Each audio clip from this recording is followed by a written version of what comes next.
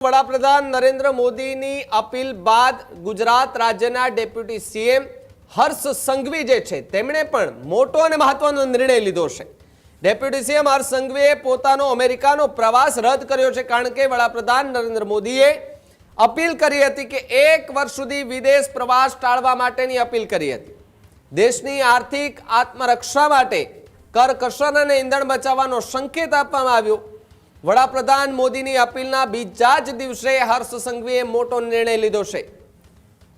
જે કન્વેન્સમાં હાજરી આપવા માટે જવાના હતા, એપોજીએયુએસના જે કન્વેન્સ છે તેમાં હાજરી આપવા જવાના હતા, એ અમેરિકાનો પ્રવાસ ડેપ્યુટી સીએમ હર્ષ સંઘવીએ રદ કરી દીધો છે। હવે વડાપ્રધાનની અપીલને અનુસરી પ્રવાસ રદ કરવામાં આવ્યો છે।